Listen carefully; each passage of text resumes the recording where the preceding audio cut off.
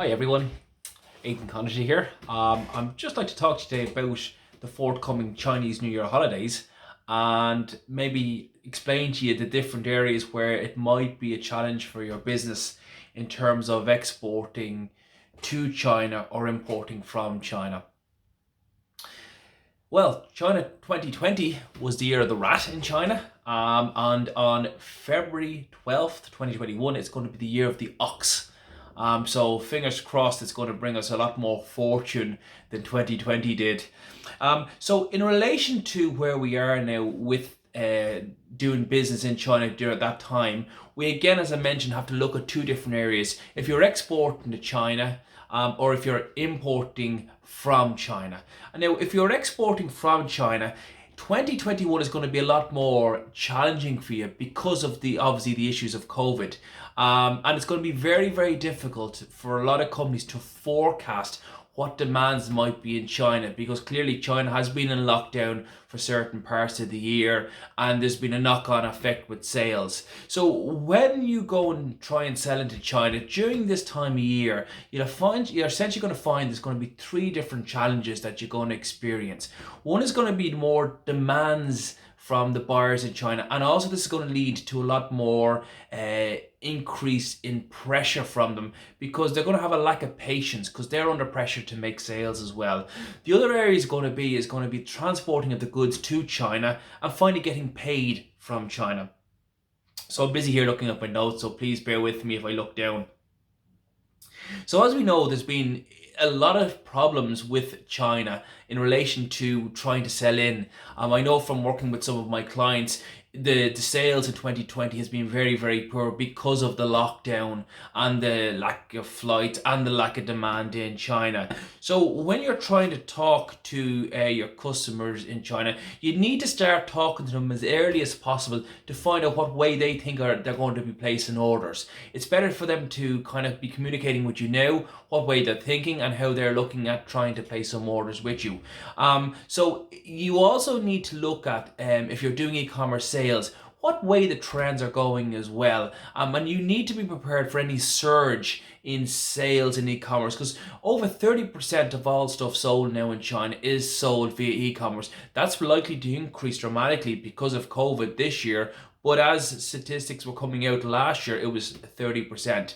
So you may need to bring in things like additional customer support to cover not only the additional phone calls with your face-to-face people or your phone-to-phone people, but also to cover the e-commerce sales and what may be coming out there.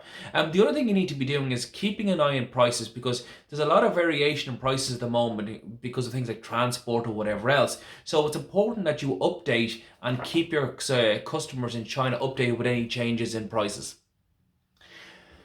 Transporting stuff to China is going to be difficult at the moment, and if you look in the two main areas of transport, which is air and sea, at the moment there's a lot of challenges with trying to move stuff via air. The reason being for that is obviously a lot of airlines have taken planes off routes because of lack of passenger transport, and this has dramatically cut down the amount of available capacity to try and transport products across. So this has resulted in one, lack of space, and two, obviously an increased price. In relation to transport via sea, again there is some difficulties at the moment in relation to this area, but I always advise clients to try and get the products landed into China at least 2.5 weeks before the holidays, because ports will also start closing down during that time.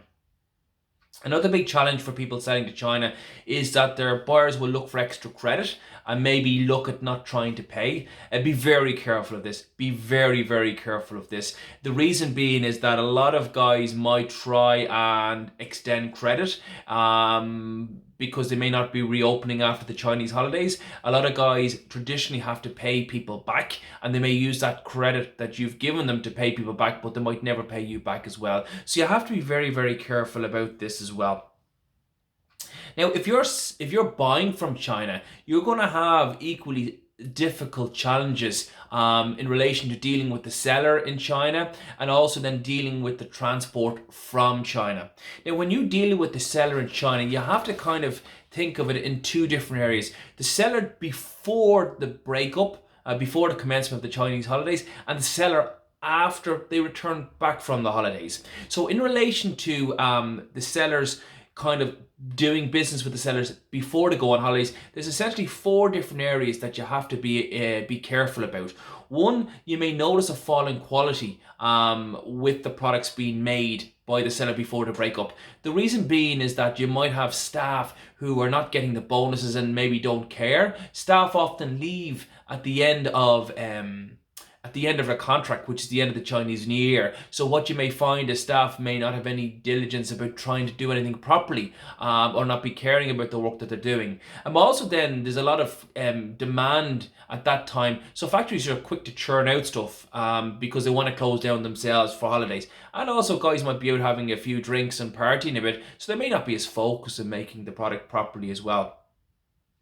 As a result of that also, because of this extra capacity, you may find the factories and your supplier may not be flexible to adjust an order for you. So it's important that you get your orders in quick, in early, but also make sure that you're trying to cover yourself for that period of time. And I always say you should allow 12 weeks from when you place your last order to when you receive your next order. You need to build up stock within your own reserves back in your own country to make sure that that stuff is done properly and covered properly. You may also find that your Chinese suppliers may also want to seek payment up front and change the payment terms. Again, they have to pay off maybe tax bills, they have to pay bonuses to the staff, they have to pay lenders, etc., etc. And this is where they try to have issues. They try to get money from you because they have issues with cash flow. So it's very important, again, that you keep to your payment terms and be rigid in what you're doing. Do not give away money and give out cash too easily to these guys, because they also may not come back. There's been a dramatic increase in the number of factories that are going bust at the end of the year, which is again is the commencement of the Chinese holidays. They may never reopen in the new year. So try and reduce that risk to yourself and your company. Now, you might also find that some Chinese suppliers might try and increase the price for the products towards the end of the year. Again, some of them may be profiteering and some of them may have legitimate reasons. They may say, right, if you put your money, increase the price, we'll put you ahead of the production list. That's something that you have to weigh up, but I would also recommend that you keep an eye on this and keep regular contacts with the factory to make sure that you don't experience this problem.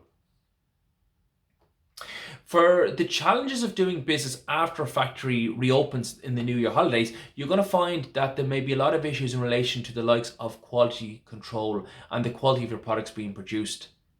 The reason for this is that the factory's employees may come back after the holidays, but a lot of employees may leave.